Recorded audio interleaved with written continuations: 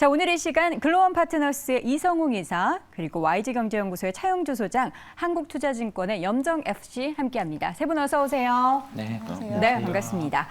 자, 오늘 지금 오픈런에서 다뤄볼 주제들이 참 다이내믹합니다. 일단 환율이 굉장히 많이 급등을 했고요. 어제 역외 환율 기준으로도 1,300원을 훌쩍 뛰어넘어섰습니다. 그래서 오늘 환율 얘기부터 먼저 나눠보도록 하겠습니다. 달러 환율 오늘 아침 기준으로도 장중에 1,310원 선을 돌파하면서 우리나라 시장 기준으로 13년 만에 최고치 수준으로 경신을 했습니다. 어제 밤사이 달러 인덱스가 106을 넘어섰는데 이것도 마침 20년 만에 최고치 수준이었습니다. 자, 환율 급등에 따라서 시장이 좀 흔들릴 것에 대한 우려를 좀 가지긴 했는데요. 생각보다 시장이 버텨내고 있습니다. 과연 세 분의 의견은 어떨지, 환율 시장이 과연 시장을 흔들지에 대한 세 분의 의견부터 확인해 보도록 하죠.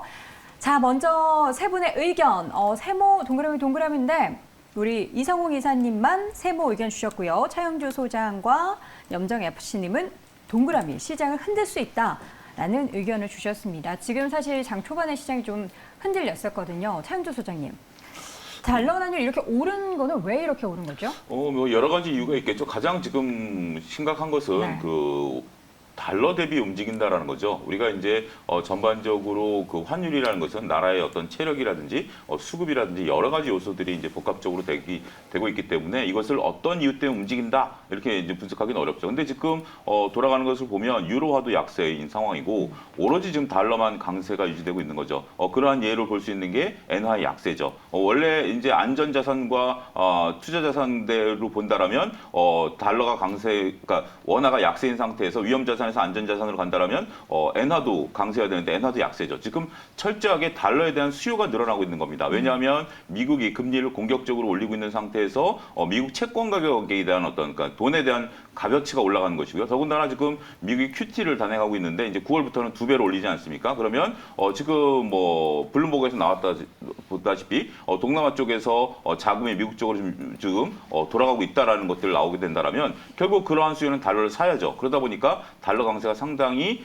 강해지고 상대적으로 우리 원화가 약세를 보인다는 거죠. 저는 이게 지금 단순한 문제는 아니다라고 보여집니다. 두 가지 중요한 이슈가 있는데요.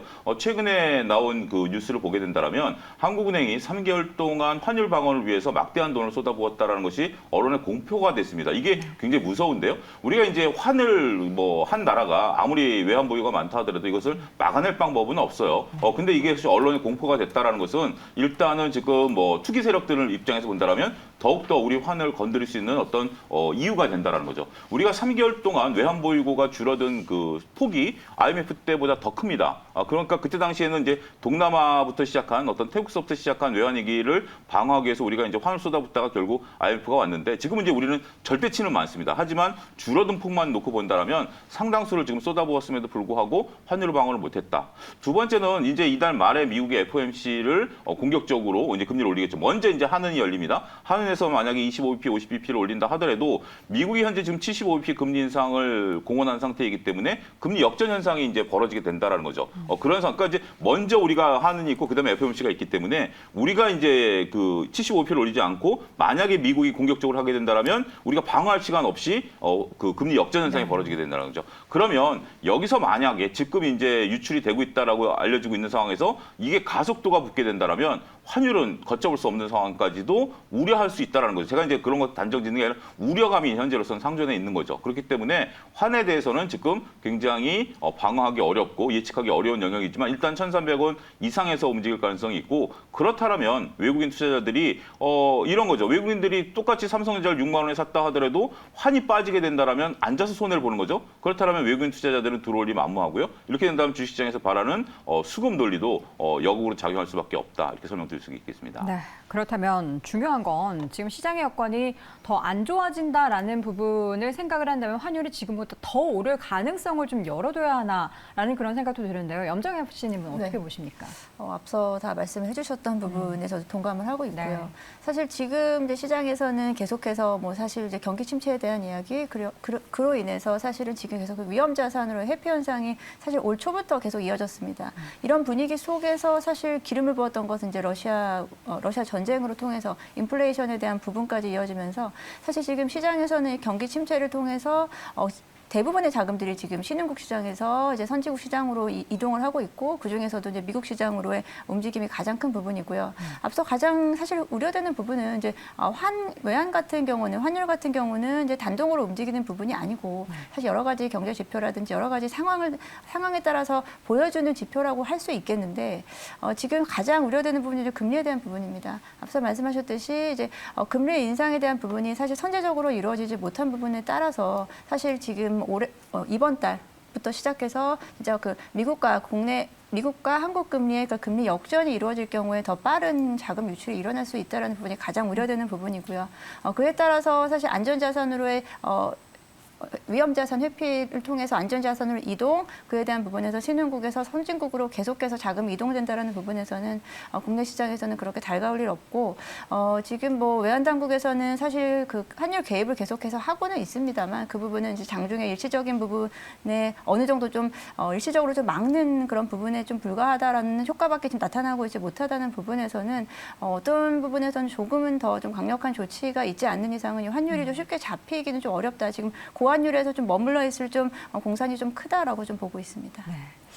자, 우리가 시장에서 환율이 상승을 하면 외국인의 자금이 좀 상대적으로 이탈이 많이 된다라는 그 공식은 오일장에서도 뭐 단기적으로도 수급적으로 확인이 되고 있습니다. 그러나 이 가운데 어쨌든 환율이 오르면 또 수혜를 보는 업종이 우리 또 수출주 중심으로 우리가 편성되어 있는 총 상위주에는 호재로 볼 수도 있겠는데 우리 이사님께서 세모를 주신 그 이유가 그 배경이 있을지 네. 궁금한데요. 일단은 그 단적으로 1,300원, 1,310원 이 정도로 그 증가하는 상승하는 환율 자체는 네. 우리나라의 뭐 주식 시장에는 좋지 않습니다. 그쵸. 뭐 이론적으로 이제 외국인 매도가 계속 점증할 수 있는 구간이라고 보이는데 이게 그 현재 구간 주식 시장의 흐름 그리고 뭐 환 시장의 흐름을 같이 결부해서 본다고 하면은 그 추가적으로 환이 상승을 하면은 분명히 시장은 조정은 있을 수 있습니다. 네. 다만 여기에서 그 환 같은 경우가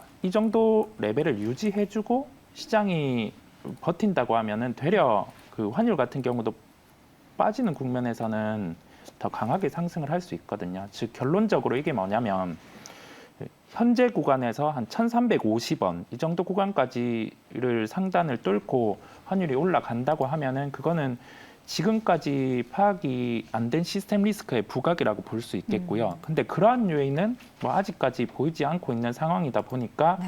여기에서 환율이 뭐 횡보를 하다가 뭐 하락을 하는 국면 같은 경우는 뭐 외국인 매수의 유입 가능성도 있다는 점에서 제가 세모를 말씀드리게 됐고요. 네. 그다음에 이걸 그 환율이 상승하는 측면에서 수출과 관련된 기업들이 그 수혜로 보고 접근하는 거는 안 하는 게 낫습니다. 왜냐하면 이 환율 같은 경우 상승한다고 이게 경기적인 측면에서 함께 결부해서 접근을 하면은 괜찮은데 지금 경기가 안 좋은 부분에서 환차익만 보고 접근하기에는 이게 되려 저희가 뭐 큰 부분보다는 더 작은 부분으로 접근을 할 수 있거든요. 그렇다 보니 짧게는 그 환과 관련된 실적이 수출 기업이 좋을 수 있겠지만은 네. 그 부분의 착시를 고려해서 실적을 봐야 된다는 점 강조드리겠습니다. 네.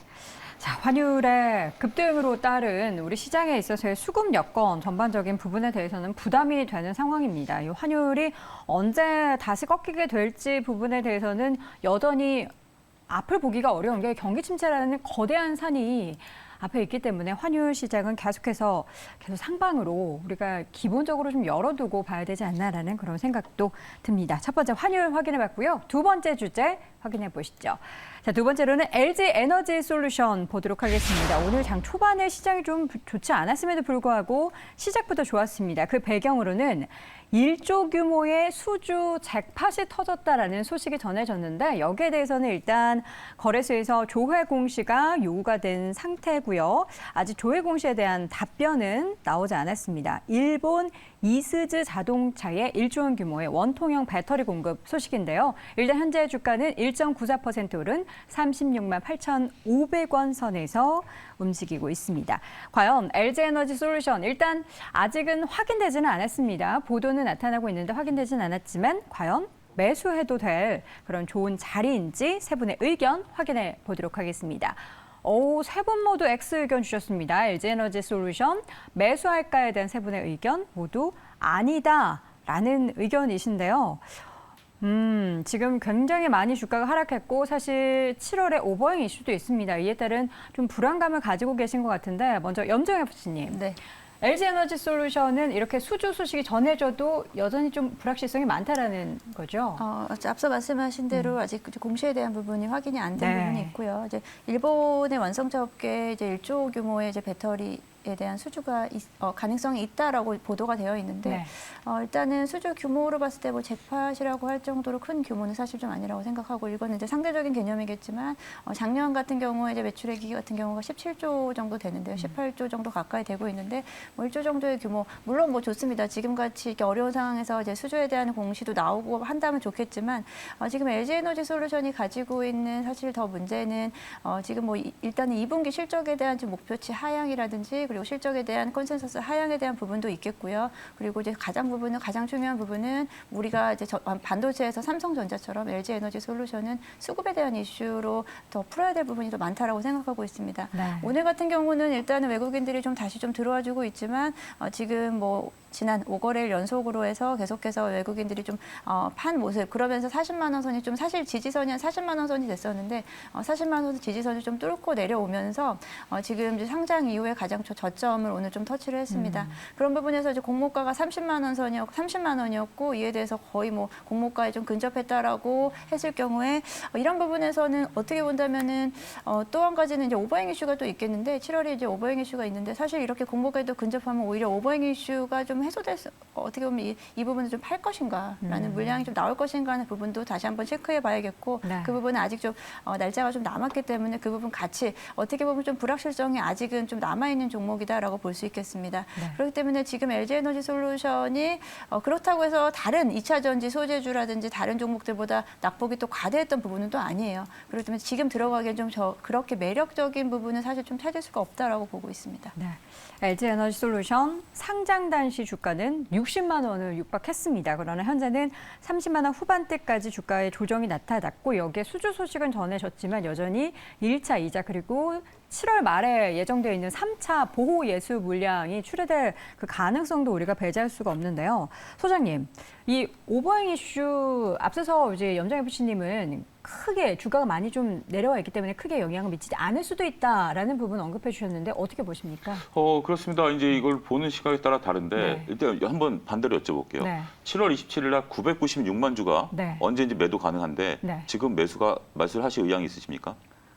아니요. 쉽지가 않죠. 그러니까 이제 제가 이렇게 말씀드려요. 이게 네. 당장 시장에 매물로 나온다라는 얘기는 아닙니다. 네. 이게 더군다나 이 물량이 시장에 그냥 풀리는 게 아니라 이거는 기관 대 기관으로서 넘어갈 수밖에 없는 물량이에요. 어마어마한 물량이에요. 근데 지금 결국 이 수급을 이끌어주는 건 개인이 아니라 기관들이 들어와줘서 외국인과 기관들이 들어와줘서 LG엔솔을 끌어당겨야 올라갈 수 있는 정도의 규모를 갖고 있는 LG엔솔인데 그러면 여러분들이 펀드 매니저라고 보면 내가 이제 이걸 사고 싶으면 그날 996만 주가 쏟아질 때 분명히 이것을 할인해서 전 기관에 매수 의사를 타진할 겁니다. 그럼 그때가 싸게 사든지 아니면 내가 입찰을 안 한다 하더라도 나한테 어떤 그런 기회가 안 온다 하더라도 누군가에게 이게 넘어간다라고 보면 내가 왜 지금 이 시점에서 이 주식을 사야지라고 생각할 수밖에 없다라는 거죠.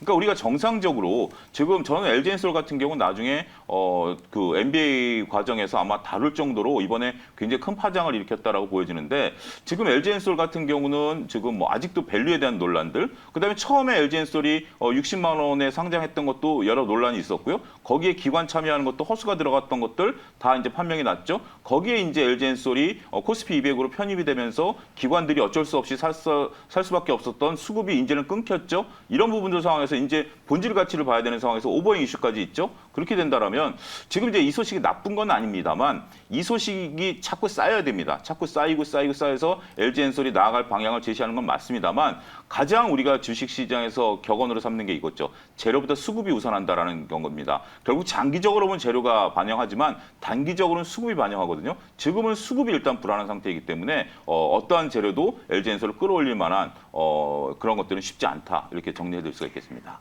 세 분 모두 의견이 좋지 않아서 이성웅 이사님도 비슷하실 것 같은데 사실 좋은 이야기가 전해져도 지금 불확실성, 안 좋은 이슈가 여전히 바닥에 있기 때문에 지금에서 하기보다는 그러면 뭐가 뭐 다 나오고 나서 뭐 언제쯤 우리가 좀 관심을 가져볼 수 있는 건가요? 네, 일단 저희가 상장할 때 네. LG 에너지 솔루션이 그 피어로 삼았던 게 즉 뭐 상장을 하면서 이게 관련된 업종군 내에서 대입해서 이게 뭐 적정한 가격인지 그거를 감안을 하는데 CATL 같은 경우를 대입을 해서 얘기를 했었거든요. 그렇다 보니 이게 좀 강하게 올라온 측면도 있었고 지금 LG 에너지 솔루션의 올해 예상 실적 대비해서 주가 수익 비율이 한 100배 정도 됩니다. 네. 근데 CATL 같은 경우가 한 78배 정도거든요. 네. 저희가 그 생각만 해보더라도 단적으로 아직 뭐 20%, 30%는 더 하락을 해야 되는 측면은 있어요. 이게 그 상장할 때 저희가 감안했던 그 기업을 대입을 해본다면 네. 그 정도로 하락을 할 요인이 있겠고 공모가가 30만 원이었습니다. 네, 다음 달 이제 오버행이 해소되는 6개월 오버행이 해소되는 그 시점 7월 27일에 되면은 아직 공모가 위에 있다 보니까 매도가 나올 가능성이 높습니다. 예, 그렇다 보니 결론적으로 단적으로 아직 비싼 구간 시장에는 더 뭐 다른 업종이긴 하지만은 비교를 해도 싼 업종들이 아직 존재를 하고 그 다음에 오버행 이슈 즉 나올 물량까지 있는 기업을 굳이 급하게 매수할 필요는 없다라는 결론이겠습니다. 네. LG에너지솔루션 일단 하락할 때 오늘도 이런 수주 소식과 함께 주가가 지금 2% 넘게 올라서 바닥권에서 조금 이제 좀 좋은 소식과 함께 오르는 것인가에 대한 기대감을 가졌는데 좀 더 지켜봐야 될 것 같습니다. 자, 이어서 세 번째 주제 확인해 보도록 하죠. 세 번째는 일지머티리얼즈 보도록 하겠습니다. 일지머티리얼즈의 주가도 오늘 장중보다는 상승폭이 조금 줄었는데 일단 오르고 있습니다. 그 배경은 새 주인 매각 관련한 이슈가 지금 시장에 전해지고 있죠. 어제도 이 이슈와 함께 주가가 5% 넘게 올랐는데요. 지금 빠르면 이번 주에 적격 인수 후보가 선정이 될 것으로 전해진 가운데 지금 뭐 후보로 거론되고 있는 기업들이 뭐 롯데케미칼, 베인캐피탈 등이 있습니다. 현재 주가도 7만 원 선 위에서 등락을 보이고 있는 상황인데요. 일지머티리얼즈 같은 경우에도 올해 내내 주가가 계속해서 흘러내렸는데 과연 이러한 매각 관련한 이슈와 함께 우리가 투자해 볼 만한 그런 기업이 될지 일지머티리얼즈 투자 의견, 세 분의 투자 의견 확인해 보도록 하겠습니다. 자, 세 분 모두 X 의견을 주셨습니다. LG에너지 솔루션에 이어서 세 분 모두 X 의견 주셨는데요. 자, 이번에도 역시나 염정 팀장님부터 좀 의견을 들어보도록 할게요. 매각 후보로 나온 그런 기업들이 별로 매력적이지가 않나 봐요. 매각 후보로 나온 후보들의 매력도 보다는 네. 지금 시장 상황이 더 중요하다라고 볼 수 있겠고요. 시장이 이렇게 안 좋은데 사실 이렇게 매각이 잘 이루어질 수 있을지에 대한 여부가 사실 좀 먼저 좀 저는 걱정이 되는 네. 부분입니다. 일단은 국내 이제 기업으로는 이제 롯데케미칼만 유일하게 좀 참여를 했다고 하고요. 사실 기존에 우리가 좀 기대했던 뭐 LG 쪽이라든지 뭐 포스코 쪽에서의 그러니까 참가는 좀 이루어지지 않았다라고 하기 때문에 단독으로 이제 LG케미칼 쪽만 이제 일단은 좀 관심을 좀 두고 그에 대한 부분으로 가장 좀 일지머티리얼즈가 사실 매각을 통해서 시너지를 가장 가져갈 수 있는 것은 결국은 지금 2차 전지 사업을 하고 있는 기업들과의 협업이 시너지에 대한 부분인데 네. 롯데케미칼 입장에서도 이렇게 사실 다른 기업들이 지금 선뜻 손이 가지 않는 상황에서 적극적으로 달려들기에는 지금 좀 시장 상황이 좀 불리하다라고 좀 볼 수 있겠고 이제 매각에 대한 이슈가 나왔을 때 이제 LG머티리얼즈의 가격대가 주가가 한 8에서 9만 원대 가격대였습니다. 지금 네. 이제 7만 원까지 내려오면서 그때 당시에 이제 매각에 대한 금액이 한 3조 원 정도 이야기를 했는데 지금 오늘자 지금 현재 시점으로 LG머티리얼즈의 시총이 3조 2천 정도 되고요. 그에 네. 대한 부분으로 지분에 대한 부분이 한 56% 정도, 50% 정도로 보여지고 있는데 53%네요. 53%로 거기다가 경영 프리미엄 뭐 더하면은 사실 지금 매각에 대한 3조는 턱없이 좀 부족하다라고 좀 생각을 하고 있고요. 네. 이에 대한 부분은 지금 만약에 일지머티리얼즈 입장에서는 이 부분을 좀 깎아서라도 좀 팔지 아니면 이 부분을 좀 연기를 할지에 대한 부분을 좀 고민을 할 수 있을 거다라고 생각하고 있습니다. 뭐 파는 쪽, 사는 쪽 모두 다 지금은 사실은 좀 조심스러운 상황이다라고 생각할 수 있기 때문에 부담스러울 수 있고요. 롯데케미칼 역시도 만약에 일지머티리얼즈를 품을 경우에 롯데케미칼은 지금 빠르게 2차 전지 이제 소재 쪽으로의 확대를 좀 꾀하고 있는 부분인데 뭐 양극재, 음극재, 뭐 분리막까지 여러 가지 쪽으로 다 지금 사업에 진출할 계획이고 동박 쪽도 지금 투자하겠다라고 사실 관심을 가졌는데 이 동박 쪽에 대한 설비 투자가 다른 양극재라든지 음극재에 비해서 설비 투자 비용이 한 2배 정도 더 많이 든다고 하는데 이에 대한 사실은 진입 장벽도 쉽진 않습니다. 지금 네. SKC 같은 경우가 사실 글로벌 1위 업체이기 때문에 그에 대한 부분을 빠르게 따라잡기 위해서는 이에 대한 추가 자금까지도 필요한 상황이다. 네. 지금 이제 모든 기업들이 지금 투자에 대한 부분이 좀 위축되고 있는 상황에서 사실 이런 부분이 좀 어느 정도로 이루어질 수 있을지 그에 대한 좀 불확실성으로 인해서 지금은 현재 시점에서는 일진머티리얼즈의 매각에 대한 이슈가 시장에서 그렇게 이렇게 우리가 호재로 보일 만한 상황은 좀 아니다라고 생각하고 있고요. 네. 이에 대한 부분은 좀 더 살펴봐야 될 것 같습니다. 네, 알겠습니다.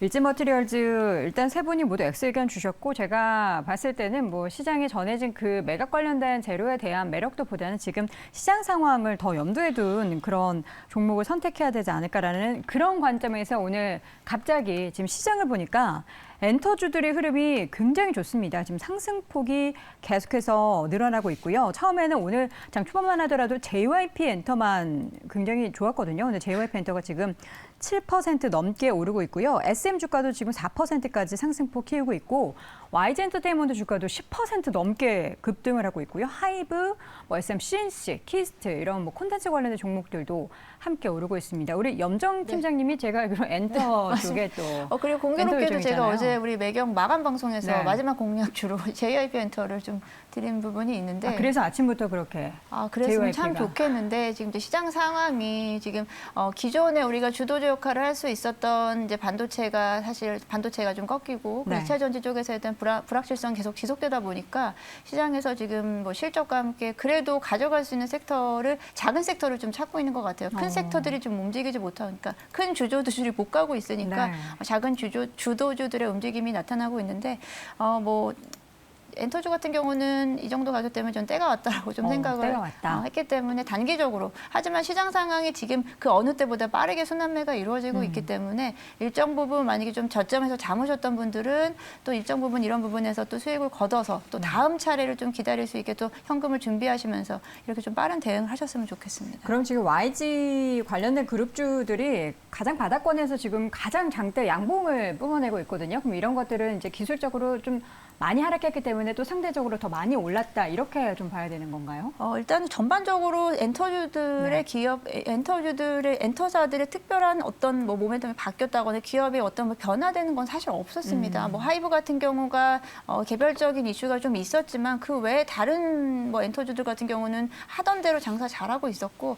사실 기업의 가치가 변한 부분 없었기 때문에 주가가 이렇게 좀 과도하게 시장의 상황에 따라서 과도하게 낙폭이 컸다라고 한다면 기술적 반등은 충분히 나올 수 있는 자리다라고 생각할 수 있는데 마찬가지로 또 그와 상관없이 또 마찬가지로 기술적으로 또 하락이 나올 수 있는 부분은 항상 염두에 두셔야 되는 시장이다라고 보고 있습니다. 지금 블랙핑크 8월 컴백 소식이 막 따끈따끈하게 저는 개인적으로 제니를 굉장히 좋아하는데 어쨌든 YG는 이 주력 가수가 지금 블랙핑크이기 때문에 블랙핑크 컴백 소식은 바닥권에 있는 YG의 주가를 끌어올릴 만한 이슈가 될 것 같습니다. 이성우 이사님의 표정이 굉장히 블랙핑크 얘기하자마자 네. 밝아지셨는데 어떻게 보십니까? 네, YG에서 네. 블랙핑크에 대한 앨범을 안 내줬었어요. 예, 계속 그동안 예, 팬데믹 사이에 아낀 건지 방치한 건지 네. 모르겠는데 그래서 그 팬들이 계속 얘기를 했었거든요. 네. 블랙핑크 앨범 내야 된다. 내야죠. 예, 근데 이제 내더라고요. 블랙핑크. 이사님이 말씀하십니다. 네. 이사님도 원하셨던 거. 네, 뭐 이제 엔터의 팬으로서는 원하긴 했어요. 네, 잘 너무 됐습니다. 갑자기 저는 이 이사님의 표정이 이렇게 밝아진 거 너무 오랜만에 보는데 그래서 결국에 YG엔터가 지금 바닥권에서 앞으로 추가적인 상승에 대해서도 그럼 블랙핑크발 주가의 모멘텀이 반영이 될 것인가가 가장 궁금한데 가능할까요? 네, 뭐 오늘 주가는 선제적으로 그렇게 반응하는 측면이 네. 있겠고요. 뒤에 이제 뭐 기간이 남아 있다 보니까 그 부분에 대해서 뭐 앨범 판매라든지 물론 데이터는 좋겠지만 네. 그 국면에 가서 주가는 한 차례 더 반응을 할 수 있을 것 같습니다. 보통 이제 가수 컴백 소식이 이렇게 미리 전해지는 건 회사에서도 주가를 좀 부양하기 위한 소식을 이렇게 쓱 흘리는 게 아닌가라는 생각이 드는데 차영주 소장님 어떻게 보십니까? 뭐 여러 가지 이유가 있겠죠. 뭐 팬심을 그러니까 벌써부터 이제 설레게 해서 저런 것들이 이제 티켓 오픈이 됐을 네. 때 많은 것들을 하기 위한 그런 부분들이 있다라고 보여집니다. 뭐 지금 검증된 가수이고요. 검증된 어떤 내용이기 때문에 분명 저건 하나의 어떤 중요한 요소가 되긴 하겠죠. 그래서 하나 이제 요소가 되긴 하는데 이제 우리가 이제 엔터주들을 걱정해야 되는 게 어떤 저런 단발성 이벤트를 가지고 주가를 꾸준히 끌어올리긴 힘들어요. 네. 블랙핑크가 8월달에 컴백을 해서 어느 정도 뭐 그 주가에 영향을 주긴 하겠습니다만 그런 이후에 그럼 후속작은 무엇이냐라는 물음을 우리는 끊임없이 가져야 되거든요. 네. 주식이라는 게 하나의 어떤 뭐 요소로 움직인다라고 보기는 어렵고요. 더군다나 오늘 같은 경우는 특정 어떤 뭐 관련된 기업만 오르는 게 아니라 대부분의 뭐 다 덱스터라든지 이런 쪽들까지 이것은 블랙핑크와 상관없죠. 이런 것들이 올라간다라는 것에 주목을 해야 된다라고 보여집니다. 염정 팀장님이 중요한 말씀하셨는데 지금 순환매 굉장히 빠르게 도는 장입니다. 바닥권에서 일부 종목들이 순환매가 빠르게 도는데 그중에 순환매 원인 중에 하나는 외국인들의 쇼크버닝도 분명 존재합니다. 그러니까 우리가 일부 업종들의 외국인들 매수가 들어오면서 들어가는데 우리가 지난주 이맘때만 하더라도 게임 엔터주들에 대한 공매도가 굉장히 많다라는 그렇죠. 신문 기사가 있었어요. 네. 그러니까 다른 업종보다 게임 엔터주의 공매도가 굉장히 몰려 있다라는 어떤 그런 기사가 있었고 오늘 이렇게 올라가는 거 보면 분명 저는 쇼크버닝도 일부 역할을 한다라고 보거든요. 더 이상 이제 밀리지 않겠다. 그러니까 대부분의 업종들이 쇼크버닝이 좀 들어오면서 돌아가고 있는 상황이기 때문에 그런 어떤 수급상 논리. 근데 문제는 여기서 말씀하신 것처럼 폭발적으로 우리가 더 수익을 낼 수 있다라는 게 붙어주면 더 좋죠. 이런 이유 없이도 올라오는 종목들이 있는데 이런 것까지 붙어주게 된다라면 더 좋을 수 있기 때문에 일단 추세는 좀 지켜보자. 하지만 언제든지 그 브레이크가 걸릴 수 있다라는 점도 우리가 염두에 두자 이렇게 말씀드릴 수가 있겠습니다. 네, 어쨌든 바닥권에서 네, 시장 보니까 뭐 엔터주만 지금 오르는 게 아니네요. 네. 저도 이제 게임주도 게임주뿐 아니고 지금 뭐 메타버스 관련주라든지 일단 성장주 쪽에서의 움직임이 좀 오늘 좀 강하게 나타나고 있는데 이 부분은 이제 시장에 대한 좀 불안감에 대한 좀 반대급부 정도 성격이 나타나고 있다라고 보고 있기 때문에 뭐 비단 뭐 엔터주뿐 아니고 지금은 이제 최근에 좀 못 갔었던 섹터에 대한 움직임 어떻게 보면은 이 부분은 좀 뭐 시장에서는 좀 이해하기 힘든 상황이라고 저는 생각을 하고 있고요. 네. 그렇기 때문에 좀 시장에서 빠른 순환매가 이루어지고 있는 부분이다라고 좀 보고 있습니다. 네, 오히려 이렇게 바닥권에서 그동안 못 올랐던 종목들의 반등은 시장의 좀 불안을 표현하는 그런 상승일 수 있다라는 부분 함께 저희가 또 급작스럽게 엔터주의 흐름을 짚어보셨는데 세 분 모두 대답 잘 해주셔서 너무 감사드립니다. 자, 이어서 다음 주제, 네 번째 주제는 유가 이야기 해보도록 하겠습니다. 밤사이 WTI 기준으로 국제 유가가 8% 넘게 급락을 했습니다. 2달 만에 100달러 선을 하회하면서 99달러 선에서 마무리가 됐고요.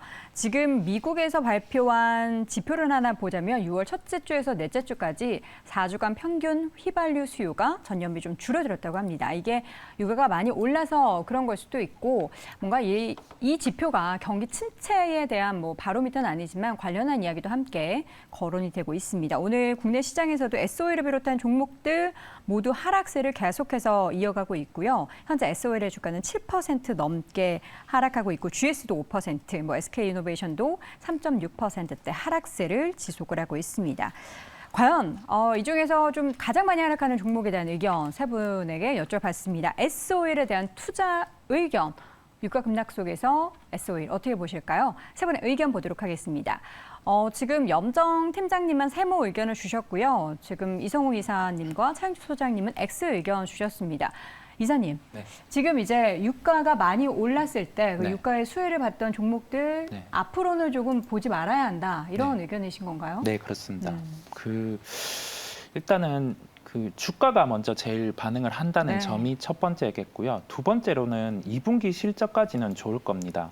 뭐 재고 자산에 대한 부분도 1분기보다 2분기 유가의 레벨이 올라갔다 보니 좋은데 그게 3분기에 갔을 때 지금의 유가 수준이면은 재고 자산 같은 경우도 되려 그 손실이 날 수 있는 환경이거든요. 네. 단적으로 보기에 정제 마진이 아직 그 높은 레벨에 있지만은 그보다 더 빠른 반응 자체가 시장은 일단은 유가가 상승할 때 종목이 덜 오를 때 그때를 첫 번째로 조심해야 되고 두 번째로는 이와 같이 유가가 하락할 때는 그 종목들의 주가 같은 경우가 더 크게 반응을 하거든요. 여기에서 생각해 보겠죠. 그러면 그 유가에 같은 경우 다시금 상승할 때 이러한 종목들 같은 경우 반등이 나와서 뭐 V자로 회복할 수 있지 않을까? 네, 그렇지는 않습니다. 왜냐하면 그 주도군, 미국의 주도 업종이 에너지 업종이었고 이게 한 차례 시세가 났고 지금 되돌리는 국면인데 우리나라 같은 경우는 그 상승 이후에 그 하락 같은 경우 주가가 모두 그냥 되돌려 버린 상황이거든요. 그렇다 보니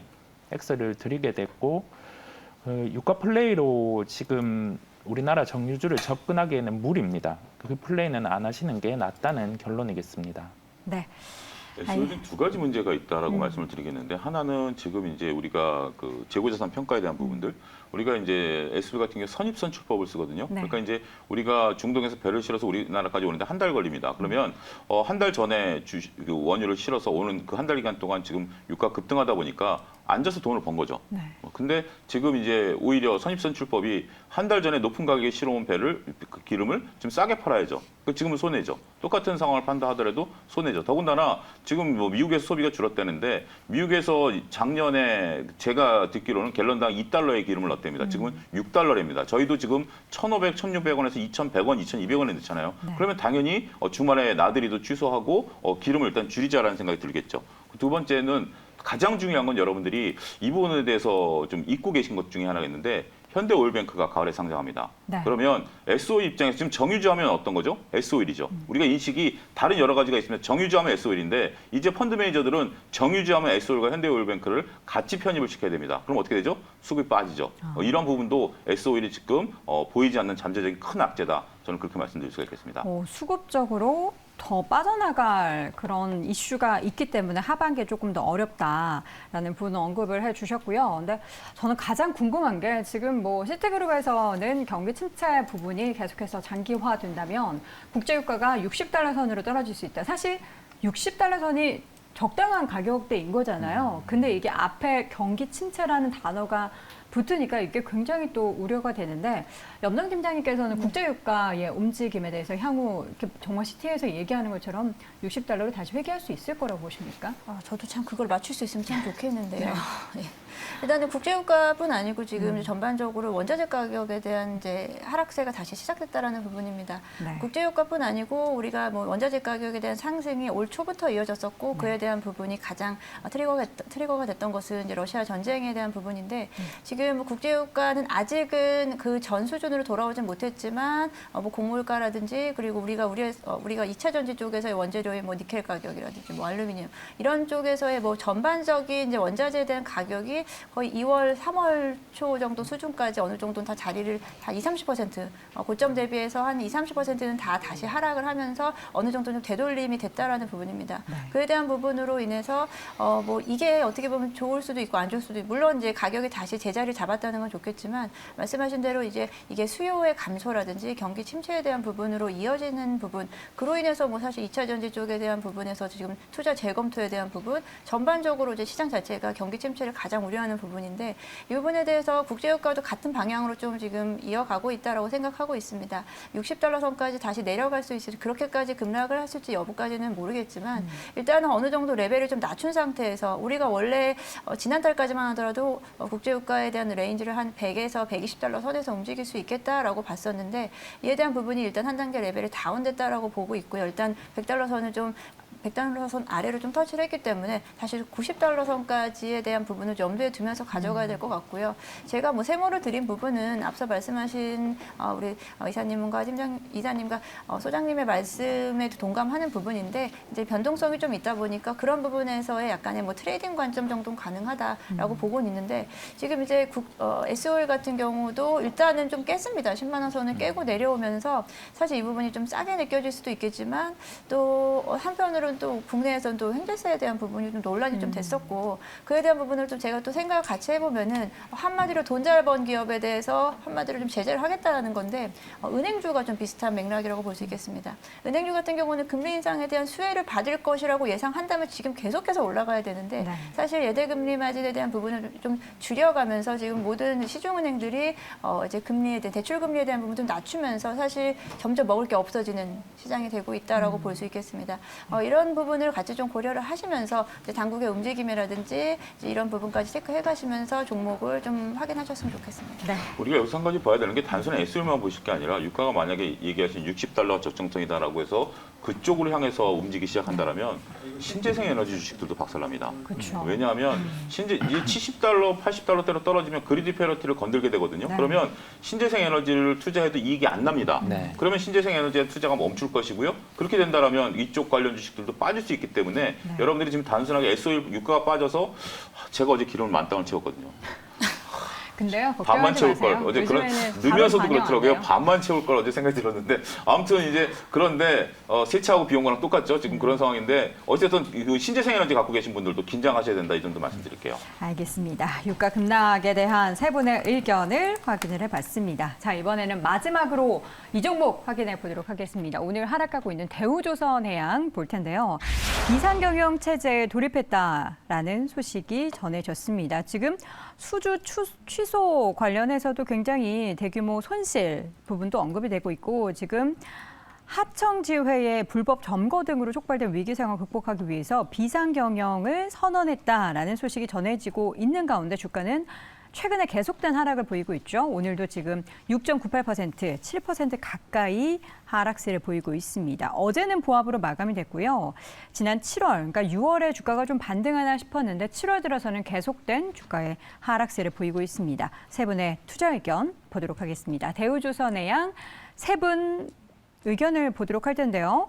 두 분은 X 의견 주셨고요. 지금 이성호 이사님만 세모 의견을 주셨습니다. 이성호 이사님 의견부터 좀 들어보도록 하겠습니다. 일단 뭐 러시아 쪽에서는 지금 수주 취소 소식도 전해지고 있고 뭐 안 좋은 여건이 굉장히 많은데 어떻게 생각하시나요? 네, 그냥 가장 큰 키는 유가입니다. 유가. 유가. 네, 수주 취소분 같은 경우는 동일하게 도커를 채울 수 있는 대기에 대한 부분이 있어요. 그렇다 보니 그 계약의 취소는 크지 않고 지금 주가가 하락함에 따라서 뭐 어찌 보면 끼워 맞추는 이게 요인이 있었으니까 하락을 한다라고 생각을 해볼 수 있는 요인인데 유가가 가장 크고요. 그 LNG 가격 같은 경우와 유가가 상관관계가 높고 거기에 따라서 지금 그 사이클 상으로 LNG 선 같은 경우는 그 상당히 10년 만에 온 빅사이클이었는데 네. 이게 훼손될 수 있는 환경이 유가 하락으로 나타났습니다. 그렇다 보니 일단은 조금 부정적인 요인이 되겠고요. 다만 뭐 유가 같은 경우를 뭐 이거를 예측한다, 뭐 $60를 간다, 뭐 얼마 전에 있었던 보고서 $360를 간다, 뭐 이런 식으로 예측하기보다는 하락의 폭 같은 경우가 지금처럼 뭐 6%, 8% 이런 식의 하락이 아니라 뭐 1, 2% 내에서 이 변동이 있다고 하면 다시금 조선주 같은 경우는 주가는 하락이 아니라 안정을 찾을 가능성이 높거든요. 네. 그렇다 보니 그 점을 염두에 둬서 세모를 드리게 됐고 당장 매수는 아닙니다. 유가의 흐름이라든지 그 흐름을 지켜봐야 되겠고 산업의 사이클은 아직 그 위로 가는 국면이 맞기 때문에 지켜보면서 네. 매도보다는 새로운 매수 관점의 대응으로 말씀드리겠습니다. 네, 새로운 매수 관점. 대우조선해양의 주가가 사실 뭐 올해 들어서 좀 박스권 상단에서 바로 좀 주가가 하락하는 그런 모습들이 좀 나타나서 아쉬운 모습인데 결국에는 이렇게 비상경영 체제까지 돌입을 하게 됐다. 이게 지금 접근하기에는 너무나 좀 불확실성이 크죠, 소장님? 예, 뭐 지금 저는 상당히 좀 안타깝다라고 네. 말씀드릴 수가 있겠습니다. 지금 우리가 그 조선업종의 빅사이클을 맞이해서 정말 열심히 일해서 열심히 돈을 벌어야 되는데 네. 열심히 일을 하고 있는데 돈이 남기지가 않아요. 그게 좀 안타깝다라고 말씀드릴 수가 있겠습니다. 이 수주 산업이 갖고 있는 어떻게 보면 단점이죠. 수주라는 아까 제가 그 기름도 들어오는데 한 달이 걸린다라고 말씀을 드렸는데 네. 수주라는 것은 배라는 것은 수주예요. 수주는 우리가 이제 휴대폰 판매랑 다릅니다. 휴대폰은 제품을 또 동일하게 만들어 놓고 소비자가 선택하는 거지만 수주는 상황에 따라서 발주처가 요구하는 대로 맞춰주는 거예요. 여러분들 배라고 해서 다 똑같은 배가 아닙니다. 우리가 상해에서 LA 가는 그 화물선하고 우리가 여기서 아프리카 가는 배하고 배 환경 자체가 다릅니다. 바다 환경이 다르기 때문에 그걸 수주를 해주는 건데 이 수주를 바꾸서 배를 만들어내는 게 짧아야 1년 6개월, 길면 2년에 3년 정도 걸립니다. 그 기간 동안에 지금 어떤 일이 벌어졌냐면 원자재 가격이 다 급등해 버렸어요. 그렇기 때문에 1년 전에 받아놓은 것을 가지고 그거를 맞춰서 배를 인도를 하고 나면 손에 남는 게 없는 거예요. 열심히 일했지만 손에 남는 게 없죠. 근데 이 상황이 지속이 되면 될수록 이제 일시적으로 우리가 이제 뭐 사업을 하다 보면 남을 때도 있고 적게 뭐 손해를 볼 때도 있고 하기 때문에 그게 이제 평탄화가 돼야 되는데 지금 제가 조선주에서 매일경제에서 항상 말씀드리는 게 안타까운 양치기 소년이다. 그러니까 지금 작년, 재작년서부터 다음 분기에 흑자입니다 계속 얘기했는데 갑자기 뭐 후판 가격이 올라갔다라든지 전쟁이 터졌다든지 이런 것들 때문에 흑자가 안 나고 있잖아요. 네. 그래서 저는 이제 어떤 뭐 안 좋은 비유이긴 하겠습니다. 안타까운이라는 단어를 그래서 붙였어요. 이게 거짓말을 하려고 한 게 아니라 어쩔 수 없이 상황이 이렇게 되는 거예요. 지금 수주가 막대한 쏟아져 들어온다. 수주를 보시면 안 됩니다. 기업은 수주로 가서 일을 해서 돈을 남기는 게 중요하지 매출이 늘어났다는 것은 기업에 있어서 하나의 요소지만 중요한 요소는 아니거든요. 결국 조선주가 올라가려면 이익이 나는 단계로 들어와야 되는데 아직까지 그게 불투명하다. 근데 조선업종의 또 단점은 뭐죠? 수주가 들어온 상태에서는 내 돈으로 배를 만들고 넘기고 나서야 돈을 받아요. 그러면 이 기간 동안에 계속 지금 수주 잔고가 쌓이면 어떻게 되죠? 운용자금은 폭발적으로 늘어납니다. 그럼 채권은 폭발적으로 발행해야 되죠? 그럼 금리가 올라가죠? 이자 부담 폭발적으로 늘어납니다. 이중고에 지금 쌓여 있다는 것이 우리나라 조선주의 안타까운 면이다. 참 이것은 뭐 제가 이렇게 말씀드려도 다른 어떤 업종보다 다른 업종들은 자신들이 만든 것도 있습니다만 이거는 외부적인 환경이 그대로 노출돼 있다는 것에 있어서 상당히 좀 안타깝다 이렇게 표현을 좀 드리고 싶습니다. 네, 컨트롤할 수 없는 대내외적인 상황들이 조선주, 특히나 대우조선해양의 이런 비상경영까지 불러일으키는 그런 상황이 참 안타깝습니다. 자, 마지막으로 대우조선해양 확인해봤고요. 오늘의 시간 이성웅 이사 그리고 YG경제연구소의 차용주 소장, 한국투자증권의 염정팀장 함께했습니다. 세 분 고맙습니다. 감사합니다. 감사합니다.